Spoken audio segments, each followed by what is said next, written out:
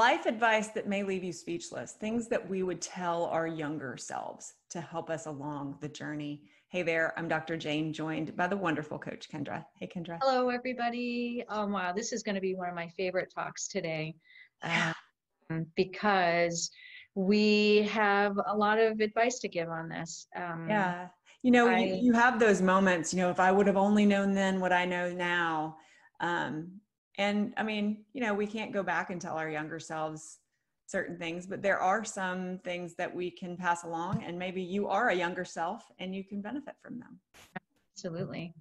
The first thing that I can think of that's really astonishing to me is how quickly time actually goes by in terms of your life. So when I was in my 20s, and maybe some of you can relate to this as well, is that you think that you've got all this time in the world. And I used to literally tell myself, well, I'll do that later because I'm still 20, I'm 22 and I've got all this time in the world. And I look at things now, and literally it feels like it was just yesterday I was telling myself that, and now I'm heading towards 60. I'll be 58 this year. So it really has surprised me how quickly my life has gone. I still have a lot of life left to live, Of but course. take advantage of every minute that you have, even when you're younger and it seems like you've got all this time. Yeah. And I think like not only take advantage of every minute, but love every stage. Yeah. Um, I think that when I realized how quickly time passes, it was when I had my daughter. And it's just like every day she just seemed to change and grow so much. And that's when time really seemed to speed up a whole lot. But and another thing about that specifically, people have asked me, because my daughter, she's 12 and a half now. We have a really, really close relationship, and I'm definitely, the mom trump card, but we're friends as well. And we've always had this really cool dynamic that I don't see with a lot of moms and daughters. And so I'm very grateful for that. But people have asked me, well, what was your favorite stage of parenting? And I'm like, yes, all of them, because I really just dove in and experienced all the good feeling feels and some of the not good feeling feels, but I really savored all of those moments. And so did I love it when she was this squishy baby? And yeah, and a vivacious 4-year-old? Absolutely. So at each time I'm like, no, this is my favorite. Because it's just, because I'm just savoring it.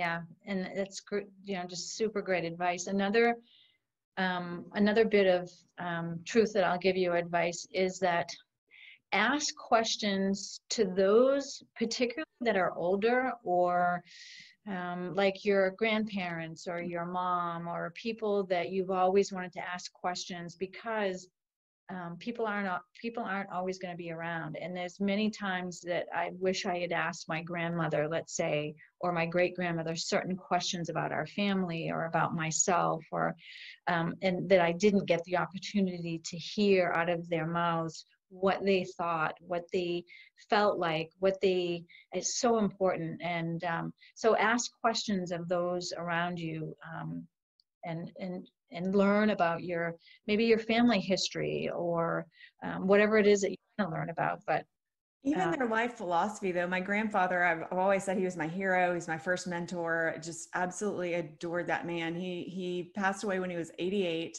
and I was in my 20s. And he had lung cancer. I spent a whole lot of time with him during the last months of his life. And I really just interviewed him. He was a journalist. He was the reason that I became a journalist when I was cutting my professional teeth. And so I just interviewed him and wrote down his answers and recorded some of them on the old VHS recorder. I just really enjoyed that. But I think that one of the most valuable pearls that he gave me was, I asked him, I said something to him about, that you've really loosened up. And he said, the older that I got and the more I realized my time was limited, the more I realized I needed to stop taking everything so seriously, because he was very harsh, like Yeah. harsh disciplinarian. Yes. Really softened later, and he said that he saw that in me. He said, you take everything so seriously, and don't lose your work ethic. He said, take that seriously, but enjoy it.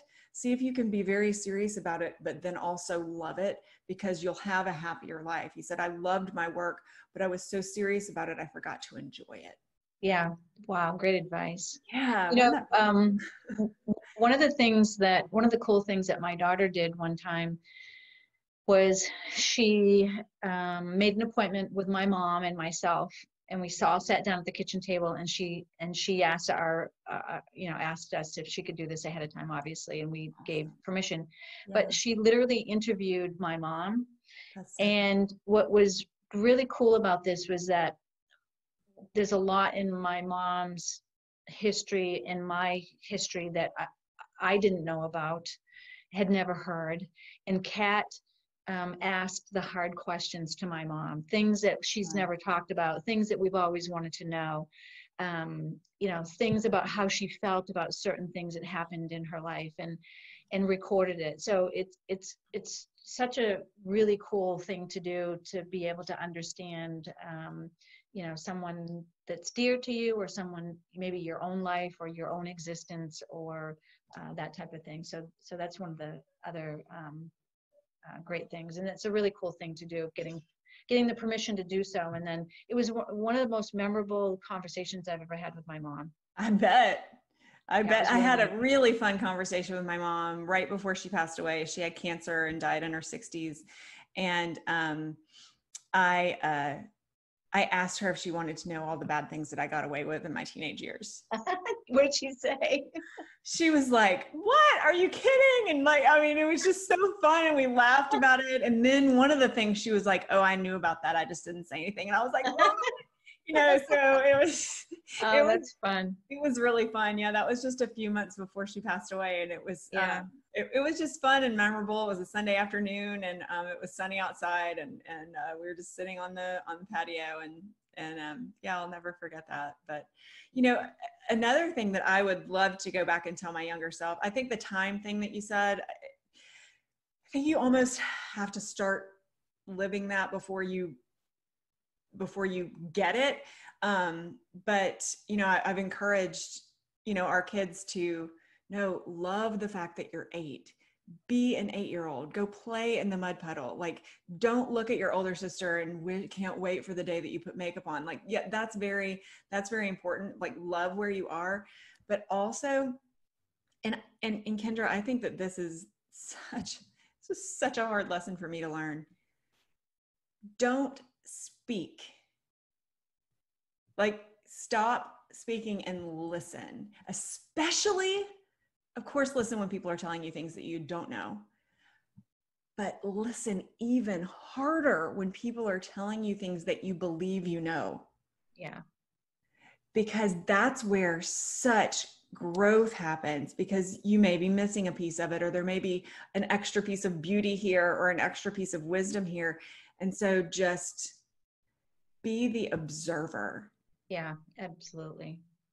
And it's interesting you say that, because I've had conversations with my friend recently, and my perspective has changed, or I pick up little tidbits that I didn't see before because of my growth. So yeah, that's It's like watching a TV show that you've seen several times, or a movie that you've seen several times, and being like, oh, I never noticed that painting on the wall back there. You pick up different things, and you can, it just makes your experience deeper and more meaningful. And their perspective on a particular thing will help you see it in a different way as well sometimes. I think my biggest piece of advice that I would give my younger self would be, whenever somebody tells you something about yourself, ask yourself if you want that to be true. Right. Yes. Our youngest is a foster child, and she came to us when she was 8, and she had been abused and neglected by at least 6 different households for her entire life. She was born in poverty to a drug addicted teenage homeless mom. Tough life. And despite that, she's a pretty bright, happy light, despite considering everything that she's been through. But when she came to us, she couldn't swim and she couldn't ride a bike. There were several things she couldn't do. She wasn't allowed to climb trees. There were all these things that she couldn't do because she had bad balance. Everybody had always told her, you're a klutz, you have bad balance. You're a klutz, you have bad balance. And she actually looked me in the eyes and said, oh no, I'm very clumsy and I have bad balance. And I was like, no, every 8-year-old needs to know how to ride a bike. And the older that you get, the harder it is to learn. Same with swimming. The older you get, the harder it is to learn. So turns out that she had fallen into a swimming pool when she was 3 and stayed under a little bit too long, and they pulled her out, and it was scary. And she was scared to death of going near water because of that. Understandable. She had fallen over on her bike. She'd heard people say she doesn't have good balance. And so she believed it. And then one day I saw her, we have a trampoline in our backyard, and I saw her doing a handstand on the trampoline. Now, I was a cheerleader. I did gymnastics. Holding a straight, steady handstand on solid ground was not my forte. At all. I always wanted it to be, but it was not something that I ever achieved to my satisfaction. So seeing somebody be able to hold a perfectly straight handstand on an uneven, like on a surface that will move with you is amazing. Amazing. She's never had gymnastics training. She's never had, so I'm like, wow, that is that. So I saw her out of the back window and I thought, here we go. So I went out to the backyard. I said, hey, Claire, I just wanted to point out. She goes, did you see me? Did you see me, Mama? Yes. Just want to point out to you, people with bad balance cannot do handstands on the regular ground, much less a trampoline. Yeah. 2 days later, her training wheels came off of her bike. She never fell again. She jumped in the swimming pool off the diving board. And so question everything. Yeah. Because you can grow from it. Wow. What an amazing story. And I've actually heard that story before. And every time I hear it, I get more emotional about it because it just opened up her whole entire world. She was closed in with that thought that she kept hearing or people kept telling her. And wow, so amazing. Yeah. So anything else you can think of that you would tell your younger self? Yeah. How much time do you have? But I think that's a lot. Especially the questioning. Questioning, is it your truth? That's not something that we're instructed to do because we're sent to school and we're taught that you learn these things in order to master this level to move to the next. Then you learn these things, master this level, move to the next. And we are trained to live within that box, to live within that set of requirements, and then not to look outside of it. And so to question it is to be considered bad or a disciplinary problem. And I'm not saying, question everybody and be all up in their face and aggressive about it. Question things inside yourself and ask if that's the truth that you want to adopt. Because if it's not, I truly believe that different things are placed on our hearts and in our guts to guide us into different directions. So what may be true for you may not be true for me. And so you really need to find what your personal truth is. And I think if you can tap into that, then you can really find, own, and be comfortable with your authenticity. And that for me is the key to a happy life. Yeah. And that's why we work with people that have trauma in their past. So from my childhood trauma, I had the belief that I wasn't worthy of love to stay. And so that's what I felt, because that's what happened in a past trauma. So I carried that with me for many, many, many years. And in the past few years have been working on that. And so, yeah, that is the key. I never really questioned it. I just thought that that's how I felt and that's the way it goes. But the truth is that isn't really me. I am lovable and I am worthy of love and all that good stuff. So, and you are loved. And I'm loved. I feel loved. Awesome. And one other thing in that vein of thinking that I just thought of was the people who tell you or make you feel as though you can't question have serious boundary issues And they probably also have serious self-esteem and self-knowledge, authenticity issues as well. And so that is going to be one clue for you regarding who you want to draw close to and who you want to not draw close to. Absolutely. Yeah. If somebody, I remember during my divorce, I found a church family because of a divorce recovery program. And I won't get into my whole religious background, but I was just very questioning of, you know, what truth was in that realm because of what had happened to me previously and some of the things that I was told by leaders in the church that I had been in before, who had encouraged me to stay in a horrifically abusive situation where I was being beaten, my life was being threatened, and I was supposed to stay because I was the wife, and that's what I'd said in my marriage vows. So I was not very trusting of church leaders, and I sat down with the leader of the church where I had started just going to the divorce program. And he actually asked me for a meeting because I had said a few things that had made him curious about my background. And I really just fell in love with him as a mentor. And he did become one of my mentors because I would ask him questions and he'd say, you know, I know what my opinion is, but let's go to these books and read what these other experts say and then discuss it. And the fact that I was allowed to ask a question about the validity of an idea within the church, and the fact that the leader said, I know what my first impulse is, but let's see and discuss, it just told me that this is home. This is where I'm supposed to be. It's okay to question because through questioning, you're growing. So really be very wary of people who don't allow you to question because those people aren't where your growth is going to happen. Absolutely. Great advice. That is so key.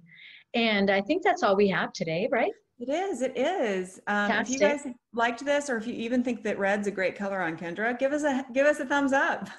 Give us a thumbs up, subscribe to this channel, and hit that little bell so that you'll know the next time that we drop a video to give you a life with more success and lower stress.